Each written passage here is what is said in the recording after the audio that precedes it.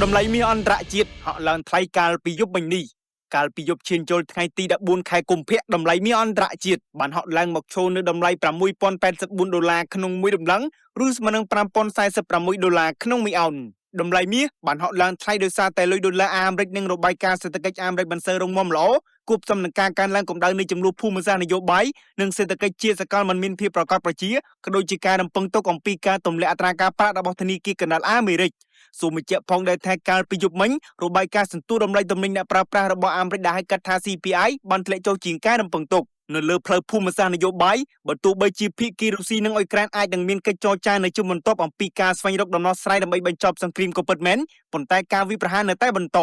ខណៈនៅមជ្ឈមបូព៌ាវិញប្រធានាធិបតីអាមេរិកលោកដូណាល់ត្រាំនៅតែបន្តបញ្ជូននាវាផ្ទុកយន្តហោះចម្បាំងអាមេរិកទៅកាន់ប្រទេសអ៊ីរ៉ង់និងបាននិយាយថាការផ្លាស់ប្ដូររបបគ្រប់គ្រងនៅក្នុងប្រទេសអ៊ីរ៉ង់អាចនឹងក្លាយជារឿងដ៏ល្អមួយសម្រាប់ប្រជាជាតិមួយនេះដោយឡែកនៅក្នុងគោលនយោបាយរបស់ធនាគារកណ្ដាលអាមេរិកការរំពឹងទុកអំពីការទម្លាក់អត្រាការប្រាក់នៅតែបន្តកើតមានបើទោះបីជាមានដំណឹងថាធនាគារកណ្ដាលអាមេរិកអាចនឹងរក្សាអត្រាការប្រាក់ថេរដល់ខែឧសភាក៏ដោយ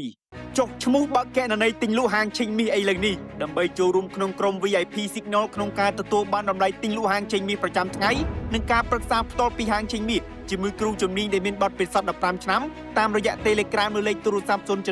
80 5លោកអ្នកក៏អាចតាមដានតម្លៃហាងឆេងមាសអន្តរជាតិប្រចាំថ្ងៃនិងព័ត៌មានសេដ្ឋកិច្ចសំខាន់ៗជុំវិញពិភពលោកនៅលើ Facebook Page និង Channel Telegram របស់ Master Ken Academy